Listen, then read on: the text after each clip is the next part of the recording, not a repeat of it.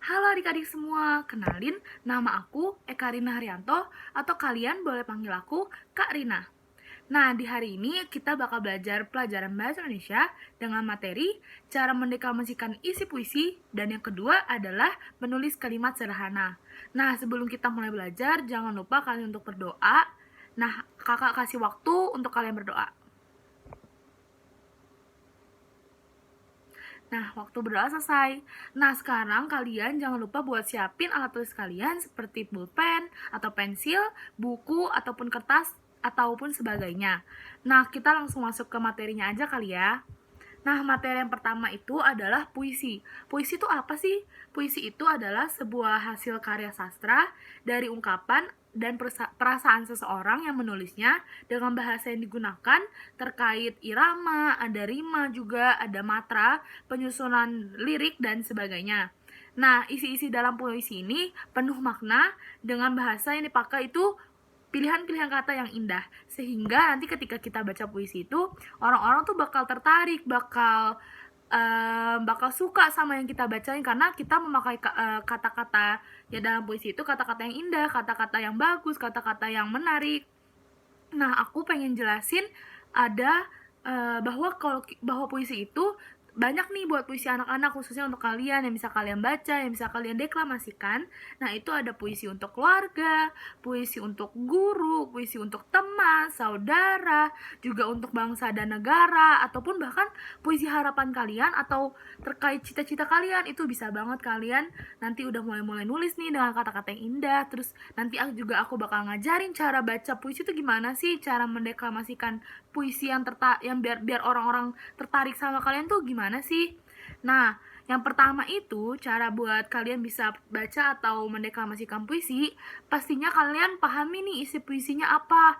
Entah ini puisi yang kalian bikin sendiri atau puisi dari seseorang yang kalian ambil untuk kalian bacakan. Nah, isi puisinya itu kalian artiin dulu tuh oleh kalian sendiri, oleh adik-adik sekalian. Nanti kalian tahu nih, oh ini puisinya sedih nih. Kalian harus udah mikirin nih ekspresinya sedih atau senyum atau bahagia atau gimana. Kalau misalnya isi puisinya oh senang, berarti kalian tertawa. Kalau isinya penuh amarah, penuh kemarahan, berarti adik-adik sekalian ekspresinya marah gitu ya. Nah, yang kedua, kalian tuh setelah baca isi puisinya yang tadi aku bilang, yang kedua itu tentuin nih suasananya, entah marah, entah sedih, atau ketawa, atau senang, dan sebagainya, tergantung dari isi puisi itu sendiri. Habis itu, langkah yang terakhir nih, jadi cuma ada 3 langkah, dan itu gampang-gampang kan. Yang langkah terakhir itu, kalian berlatih untuk mulai membaca puisinya. Kalian udah mulai baca, kalian udah mulai pakai nada-nada tertentu tuh misalnya gini, kalau misalnya kalian marah berarti nada kalian tinggi gitu, kalian menunjukkan kalau misalnya kalian marah waktu kalian membacakan puisi itu. Kalau misalnya kalian senang berarti kalian penuh dengan nada-nada gitu, nada-nada ketawa, kalian bahagia, kalian tunjukin kalau misalnya tuh isi puisinya itu menyenangkan, isi puisinya itu membahagiakan. Nah, jangan lupa buat pakai gerakan-gerakan yang pas. Jadi kalau misalnya kalian baca puisi, kalian hafal sama puisinya, berarti kalian nggak perlu memegang kertas itu. Nah, gerakan-gerakannya kalian bisa memakai tangan, atau kalau misalnya kaki kalian bergerak-gerak, kakinya kalian berjalan ke sana kemari buat menarik perhatian dari para penonton. Kalau misalnya tangan, kalian bisa nih menggunakan gestur-gestur tangan, gerakan-gerakan tangan. Kalau misalnya contohnya ya, aku contohin, kalau misalnya puisinya tentang kemerdekaan suatu bangsa gitu, tentang suatu negara, berarti kalian bisa kayak mengepal tangan untuk menunjukkan kalau misalnya kalian itu kuat, penuh perjuangan, misalnya seperti itu.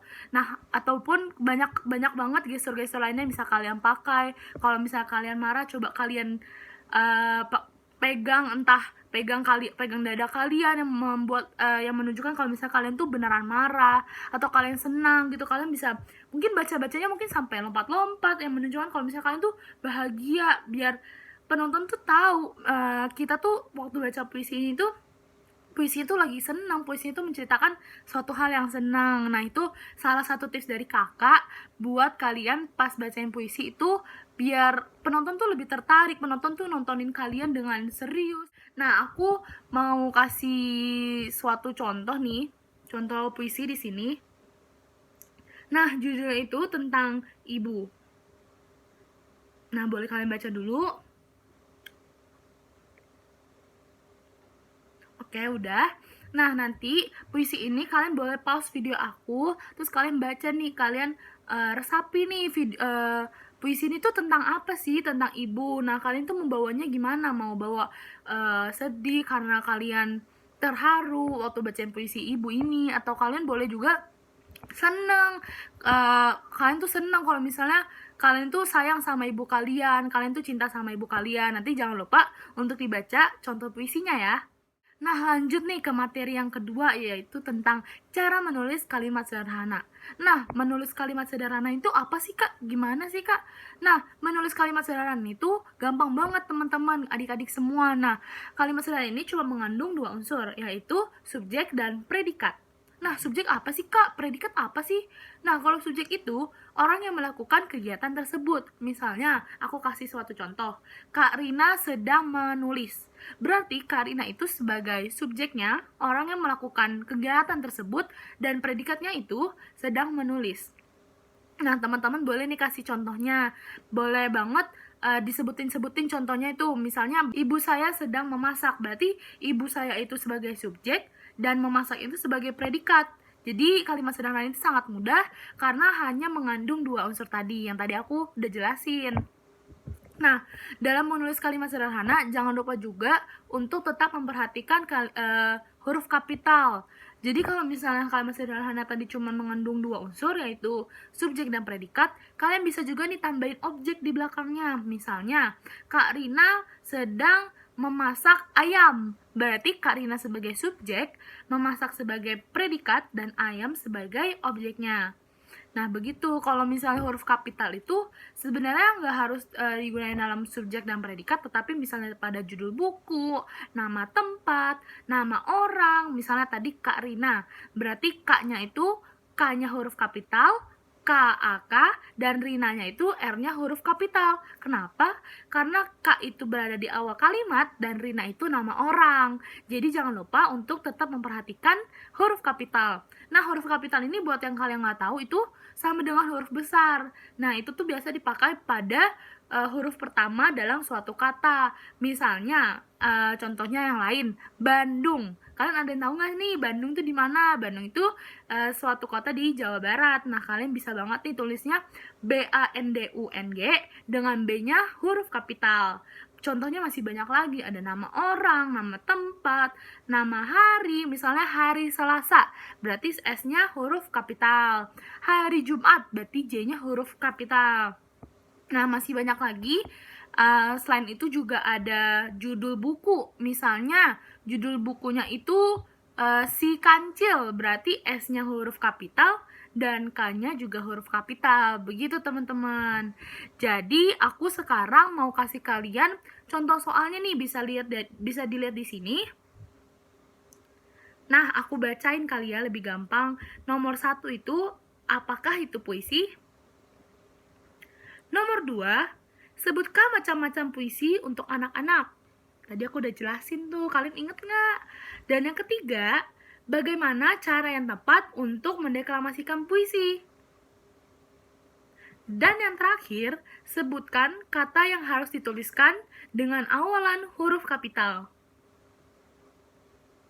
Nah, boleh nih di pause, teman-teman.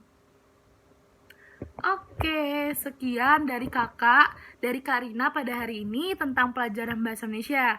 Gimana nih semuanya? Apakah senang? Apakah suka? Kalau misalnya ada yang mau ditanyain, boleh banget nanti ditanyain ke kakak-kakaknya. Semoga kalian bisa mencerna pelajaran ini dengan baik, kalian bisa baca puisi dengan baik, kalian bisa menulis kalimat sederhana dengan baik. Nah, sekian aja nih dari Kak Rina hari ini. Makasih semuanya udah merhatiin aku. Dadah! Jaga kesehatan ya.